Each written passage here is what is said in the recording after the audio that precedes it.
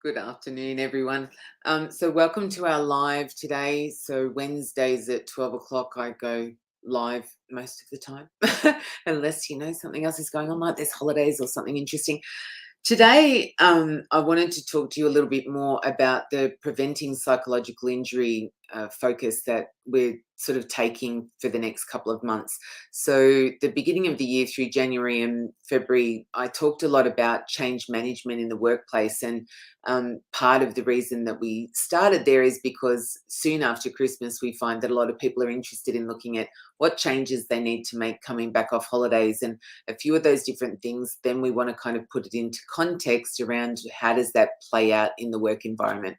And because we know that change is actually the biggest risk usually for a like psychological injuries in the workplace, that was one of the reasons that I focused that couple of months on giving you some more information about change management. Because if you can improve your change management kind of processes and outcomes, you end up by, just by doing that, in helping to prevent more psychological injuries from occurring in the workplace. Last week, I sort of was outside talking to you about the prevention focus and why we want to sort of talk about prevention, because a lot of the prevention elements, people don't realize that we can actually prevent psychological injuries. And even the psychological community ourselves as a profession, psychologists don't talk a lot about prevention, because the psychologist is the person that you see after the problem's already developed. And we really need to try and get on the front foot to reverse that, because I don't know if most of you have noticed, but there aren't really enough psychologists out there to go round for everybody, right? So we need to give more people more information in how to help themselves, but also we need to take more proactive kind of approach to what's happening for people in the place that they spend the majority of their waking life, which is at work, right? So did you realize that we actually spend more time at work during our waking hours than we do anywhere else as adults? Most of us do anyway. And so it's a really important place in terms of its ability to impact your mental health, or your ability to, have experiences that are positive or negative. And most of you will know it when we start talking about the impact of what happens if you're in a work environment that you're really unhappy in. Then it's very quickly going to start impacting your whole life. And so when we start talking about really positive workplace cultures and enjoying the work that we're doing, we also have to recognize that that work happens within a culture of a particular organization. Now, some businesses are quite small, but some, become quite big. I've worked with small and large organizations. The bigger the organization, sort of in some ways, the more established processes there are in place around how we deal with human resource issues. But I was actually talking to somebody this morning about doing an interview for my new book, which I'm writing at the moment, and I hopefully will finish the manuscript in the middle of the year, which is looking at the trouble with trauma at work. Now, when we start talking about the trouble with trauma at work, I'm talking a lot about what are the things that we can do and how can we improve the situation so that our work environment is not contributing to our traumatic experiences in life. We're still individuals who turn up to work, right? But if we're mistreated in the workplace, it has a big flow-on effect to what happens to us in our home lives and how we manage it.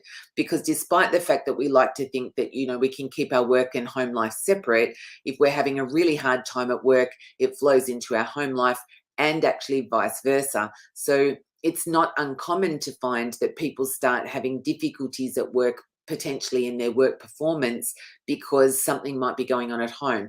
Either the relationship's breaking down, they might have a child who's become ill, or the whole manner of things, right? So it's actually unreasonable for us to expect that people can legitimately have a complete separation between life and work. Doesn't happen, right? So if work is making a major contributing factor to how that person's feeling about their mental health, then we need to understand that as employers, we have obligations and responsibility for that. And so, what I'm trying to talk about in this prevention stuff in the next couple of months is giving you some insights about some of the key areas that are really simple that you would think were pretty second nature, but we still end up with people feeling that they've been bullied or harassed at work.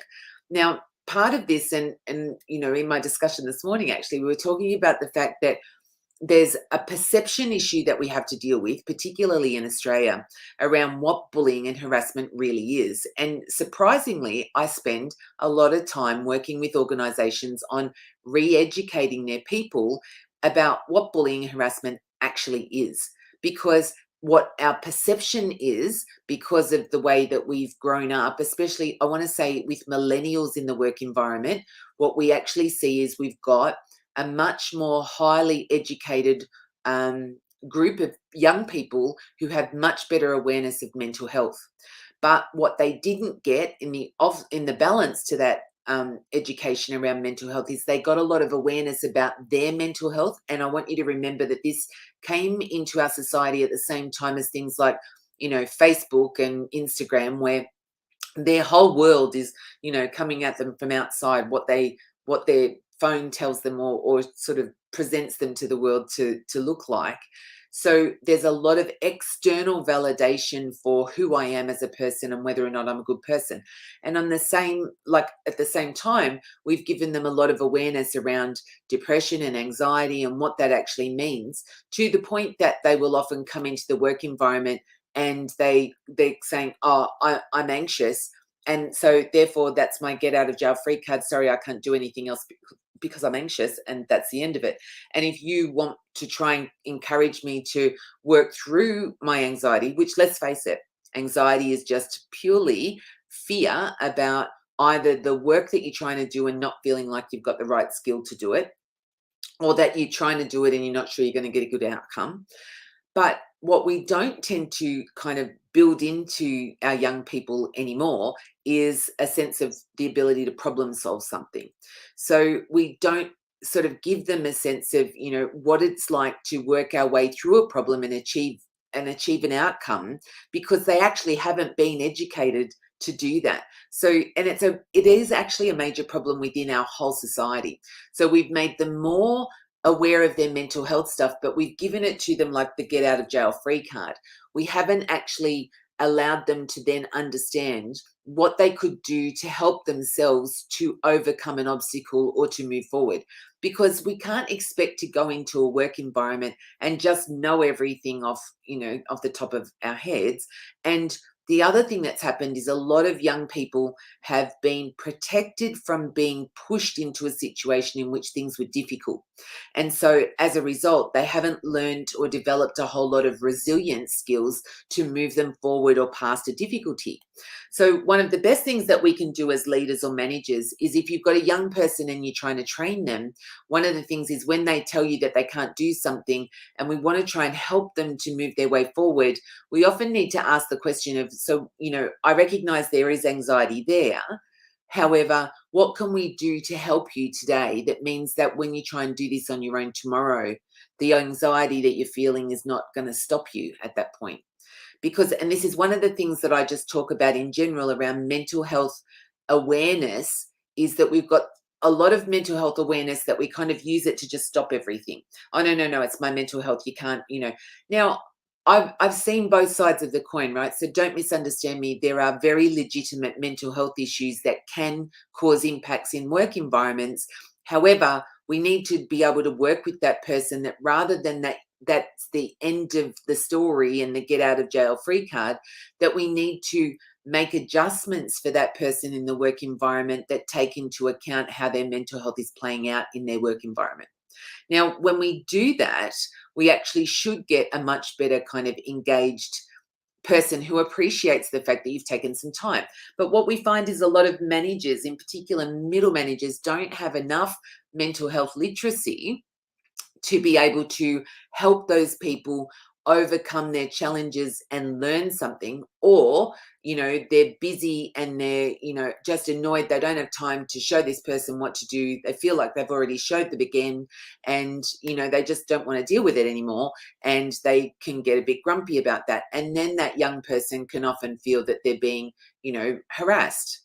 Now, are they really being harassed? Not actually, because this person's just frustrated that they don't have enough time to do all of the things that they need to do. And so they might be a bit short with somebody, but unless they've turned you around and told you that you're an absolute, moron and they can't believe anybody would be given a job like that, then it's actually not harassment or bullying, right? There's a line that we cross, and somebody just being a bit short with a person because they're frustrated, because they're trying to do 10 things at the same time and this person's asking a question. Yes, should they be more tolerant? Absolutely.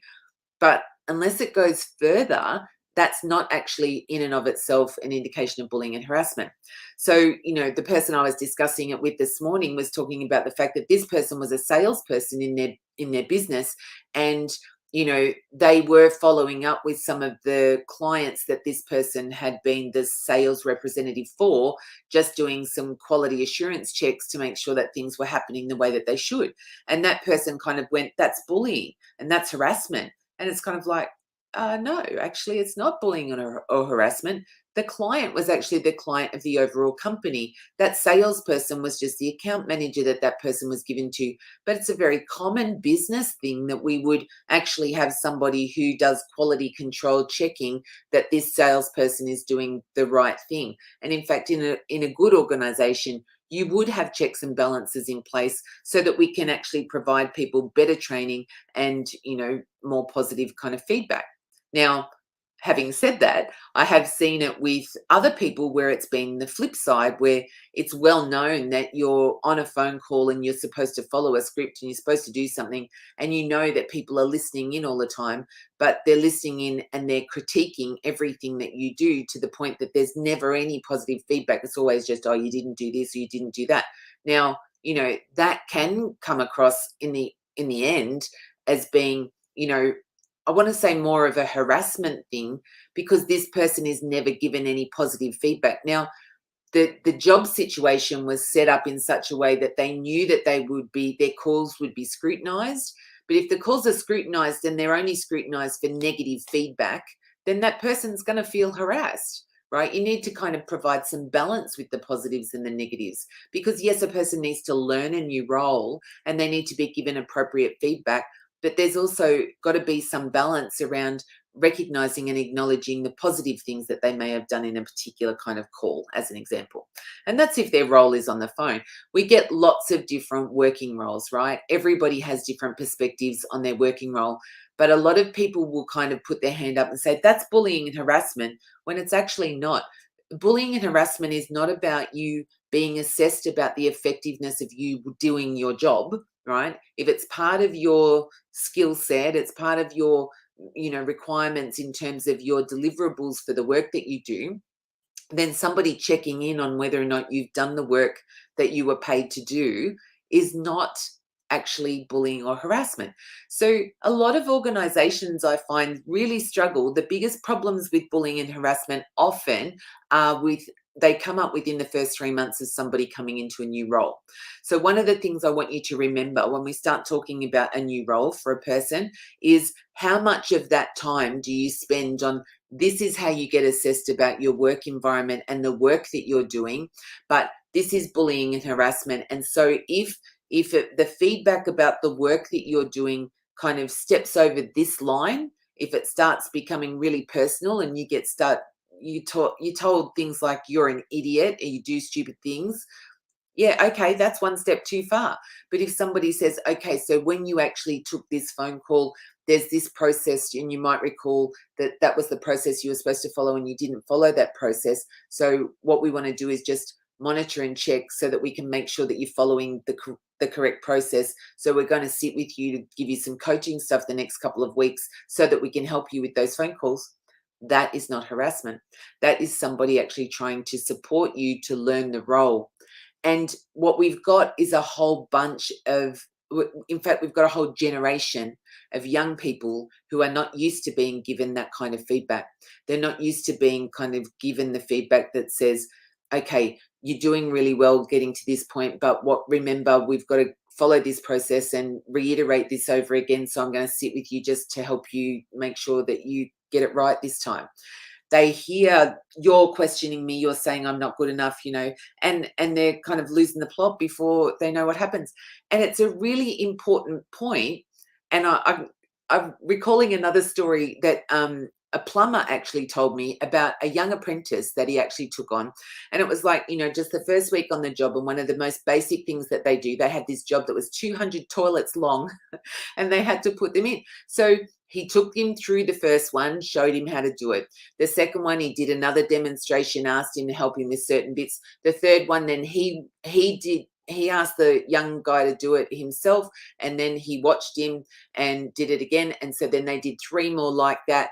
And then at number 6, he said, okay, I'll leave you to it. Yell out if you've got any problems. So it took them, I don't know, let's say it was an hour to put a toilet in. So then the next thing, number 6, took this young person 3 hours. Well, that's okay. But then 3 hours later, when he comes back and he goes, okay, so great, you did number 6. Let's go to number 7. The young person starts number 7, and about half an hour into number 7, he calls the plumber over and he says, I don't remember how to do it. And the plumber's like, yeah, just go back to this bit. No, I can't do it. I don't know. I can't do it. I've got to go.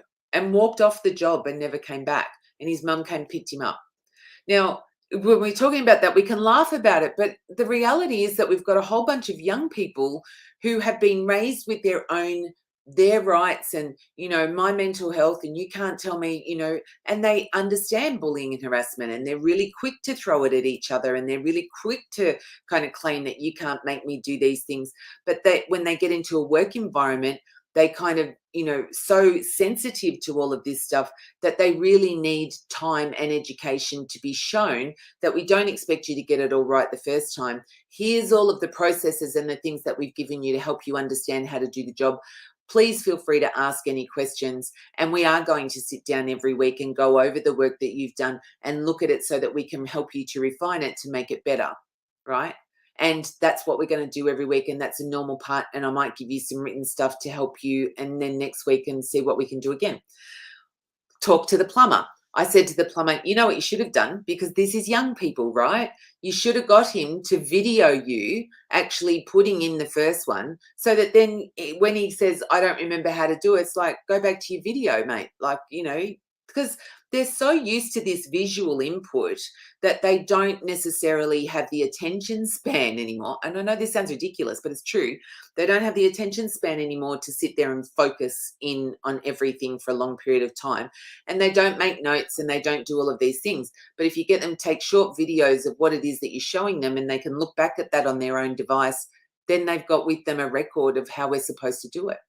And it seems simple, but a lot of people haven't been able to make these adjustments to help people learn how to kind of learn their job and be able to set the expectation of, what they should be able to do within certain periods of time and give that feedback that tells them that they're doing a good job, but you want to help them improve in blah, blah, blah, without them feeling like you're criticizing everything that they do.